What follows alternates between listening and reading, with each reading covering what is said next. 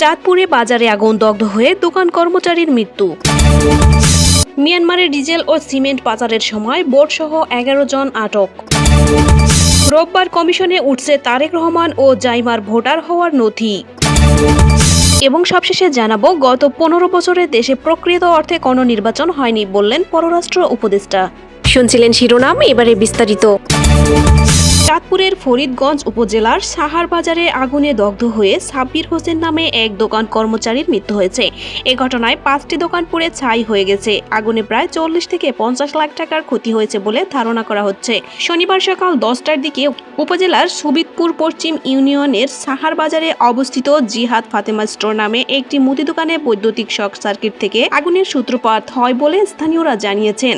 প্রত্যক্ষদর্শীরা জানান, হঠাৎ করে আগুন লাগলে মুদি দোকানের মালিক জয়নাল আহমেদ দ্রুত দোকান থেকে বেরিয়ে আসতে সক্ষম হলেও কর্মচারী সাব্বির হোসেন দোকানের ভেতরে আটকা পড়ে মুহূর্তের মধ্যেই আগুন ভয়াবহ আকার ধারণ করলে সে দগ্ধ হয় এবং ঘটনাস্থলেই তার মৃত্যু হয়। স্থানীয়রা তাৎক্ষণিকভাবে ফরিদগঞ্জ ফায়ার সার্ভিসকে বিষয়টি অবহিত করেন। ফলে ফায়ার সার্ভিসের ইউনিট ঘটনাস্থলে পৌঁছানোর আগেই জিহাদ ফাতেমা স্টোর সহ পাশের আরও 4টি দোকান পুড়ে যায়। পরে ফায়ার সার্ভিসের সদস্যরা স্থানীয়দের সহায়তায় প্রায় 1 ঘন্টার চেষ্টায় আগুন নিয়ন্ত্রণে আনেন। অগ্নিকাণ্ডে ক্ষতিগ্রস্ত দোকানগুলো হলো জয়নাল আহমেদের মুদি দোকান, ইমনের ফার্মেসি, টেলুগাজির ফার্নিচার, নজরুল ইসলামের মাছের খাদ্যের দোকান এবং জহিরের ওয়ার্কশপ। অগ্নিকাণ্ডের খবর পেয়ে ফরিদগঞ্জ থানা পুলিশের একটি দল ঘটনাস্থলে পৌঁছে নিহত সাব্বির হোসেনের মরদেহ উদ্ধার করে।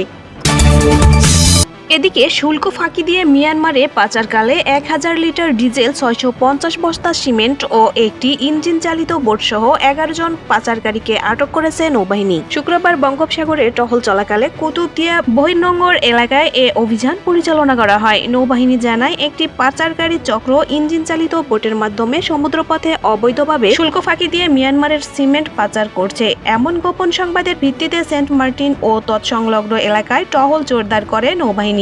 এ সময় বাংলাদেশ নৌবাহিনীর জাহাজ শহীদ মহিবুল্লাহ কুতুবদিয়া বাতিঘর থেকে 42 মাইল অদূরে সন্দেহজনক মাছ ধরার একটি বোট শনাক্ত করে। নৌবাহিনীর জাহাজ বোটটিকে থামার সংকেত দিলে বোটটি গতিপথ পরিবর্তন করে পালানোর চেষ্টা করে।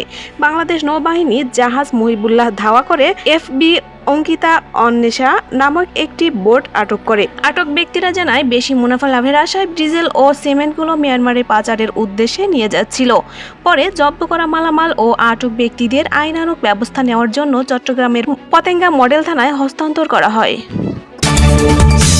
এদিকে নির্বাচনের রোববারের বৈঠকে বিএনপির ভারপ্রাপ্ত চেয়ারম্যান তারেক রহমান ও তার মেয়ে জাইমা রহমানের ভোটার হওয়ার নথি উপস্থাপন করা হবে।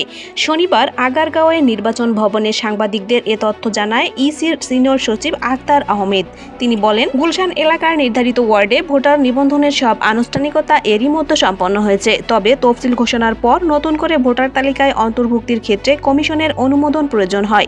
সে কারণে রোববার কমিশনের সিদ্ধান্ত অনুযায়ী পরবর্তী ব্যবস্থা নেওয়া হবে। সিনিয়র সচিব জানায়, ভোটার নিবন্ধনের অংশ হিসেবে ফরম পূরণ, ছবি তোলা এবং বায়োমেট্রিক তথ্য গ্রহণ সহ প্রয়োজনীয় কার্যক্রম সম্পন্ন হয়েছে। ভোটার তালিকা আইন 2009 এর 15 ধারা অনুযায়ী নির্বাচন কমিশনের এখতিয়ার রয়েছে যে কোনো যোগ্য ও প্রাপ্তবয়স্ক নাগরিককে ভোটার তালিকায় অন্তর্ভুক্ত করার। সে বিবেচনায় তাদের নিবন্ধন কার্যক্রম সম্পন্ন করা হয়েছে। আক্তার আহমেদ আরও বলেন, নিবন্ধন সম্পন্ন হলেও তফসিল ঘোষণার পর নতুন করে ভোটার তালিকায় অন্তর্ভুক্তির ক্ষেত্রে কমিশনের অনুমোদন প্রয়োজন হয়। সে কারণে তারেক রহমান ও জাইমা রহমানের ভোটার হওয়ার নথি আগামীকাল রোববার কমিশনে উপস্থাপন করা হবে। কমিশনের সিদ্ধান্ত অনুযায়ী পরবর্তী ব্যবস্থা নেওয়া হবে। ইসি সচিব আরও জানান, আজই তাদের জাতীয় পরিচয়পত্রের নম্বর তৈরি হয়ে যেতে পারে। তবে নিবন্ধনের তথ্য সিস্টেমে আপলোড করার পর ফিঙ্গারপ্রিন্ট, স্বাক্ষর ও ফেস আইডির মিল যাচাই সহ প্রযুক্তিগত কিছু ধাপ সম্পন্ন করতে সময় লাগে। এসব যাচাই বাছাই শেষ হলে এনআইডি নম্বর চূড়ান্তভাবে দেওয়া হবে। রোববার কমিশনে নথি উপস্থাপনের বিষয়ে জানতে চাইলে আক্তার আহমেদ বলেন, বিষয়টি পূর্ণ কমিশনের অনুমোদনের সঙ্গে সংশ্লিষ্ট। কমিশন চাইলে আনুষ্ঠানিক সভার মাধ্যমে বা নথিভিত্তিক প্রক্রিয়ায় অনুমোদন দিতে পারে। এদিকে পররাষ্ট্র উপদেষ্টা মোহাম্মদ তৌহিদ হোসেন বলেছেন, আগামী ফেব্রুয়ারির 12 তারিখে ত্রয়োদশ জাতীয় সংসদ নির্বাচন অনুষ্ঠিত হতে যাচ্ছে। সকল রাজনৈতিক দল এ নির্বাচনে অংশগ্রহণের প্রস্তুতি নিচ্ছে।